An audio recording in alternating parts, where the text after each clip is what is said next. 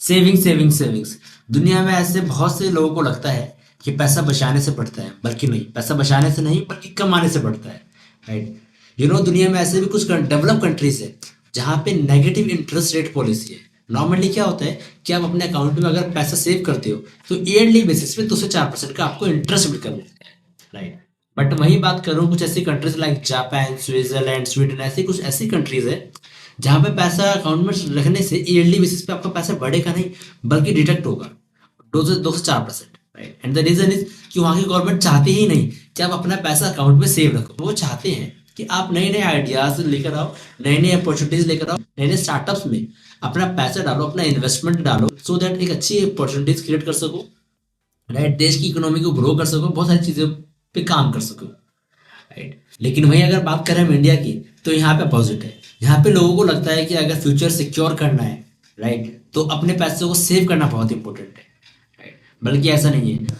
आप भी जानते हो कि वो इंसान लाइफ में कभी ग्रो नहीं कर पाता जो हमेशा चार दीवारी के अंदर रहता है। तो सेम वो पैसा जो हमेशा बैंक की चार दीवारी के अंदर रहे, वो भला लाइफ में कैसे ग्रो कर सकेगा। राइट।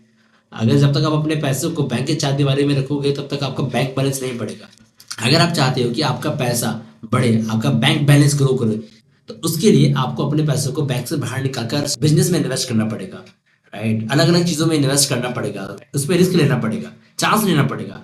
एंड बल्कि हम तो उस कंट्री से बिलोंग करते हैं जहाँ पे हम डेली बेसिस पे न जाने कितने रिस्क लिए जा रहे हैं। जैसे कि अगर मैं बात करूँ, इंडिया में सबसे बड़ा रिस्क तो शादी है। सोचना एक इंसान इतना ज्यादा पैसा खर्च करता है अपनी शादी के ऊपर, उसके बाद भी श्योरिटी नहीं मिलती कि वो शादी सक्सेसफुल रहे या ना रहे, है ना। सेम अगर मैं बात करूँ एजुकेशन, एजुकेशन आज के टाइम में कितना ज्यादा रिस्क है। लोग इतना सारा पैसा, इतना सारा टाइम इन्वेस्ट करते हैं अपनी एजुकेशन पे। लोगों ने 50-50 लाख, 1-1 करोड़ रुपए भी लोग इन्वेस्ट करते हैं अपनी एजुकेशन पे। बट उसके बावजूद भी उनको कोई श्योरिटी नहीं मिलती कि उनको वो पैकेज मिल सके जो सोचकर उन्होंने एजुकेशन स्टार्ट करी होती है, जो सोचकर उन्होंने कोई कोर्स स्टार्ट किया होता है। मेरे कॉन्टेक्ट में ऐसे भी कुछ लोग हैं जिन्होंने अपनी एजुकेशन में 50-50 लाख रुपए इन्वेस्ट कर दिए, बट स्टिल वो आज के टाइम में 50,000 या 1 लाख की सैलरी के लिए भी इधर से उधर भटक रहे हैं। राइट। एंड जॉब, जॉब में कितना बड़ा रिस्क है। अगर मैं वही बात करूँ जॉब की, तो जॉब भी कहाँ सेफ है, वहां भी तो इतना ज्यादा रिस्क है। जब से एआई आया है तब से तो लोगों की जॉब वैसे ही खतरे में। कितने लोगों को एआई की वजह से रिप्लेस करती जा रही है। राइट। एंड इंडिया जैसे कंट्री में जहाँ पे इतने ज्यादा क्राइम है, पॉल्यूशन है, वहां पे समझ रहे हो डेली बेसिस पे कितना ज्यादा रिस्क है। यानी हम सब लोग कहीं ना कहीं ऐसी जिंदगी जी रहे हैं जहाँ पे डेली बेसिस ना जाने कितना रिस्क है। और ये सारा रिस्क कहीं ना कहीं हमारे लाइफ को इम्पेक्ट करता है, यानी हमारी लाइफ पे रिस्क है। तो खुद सोचो, लाइफ के ऊपर रिस्क लेने से बेटर है कि अपनी मनी के ऊपर रिस्क लेना, है ना।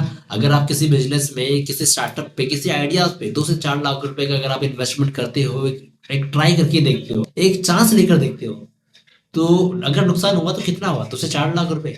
बट अगर वो आइडिया वर्क कर गया तो, बट या वो स्टार्टअप आपका काम कर गया तो सोचो आप ये पूरी जनरेशन सॉर्टेड कर सकता है। राइट।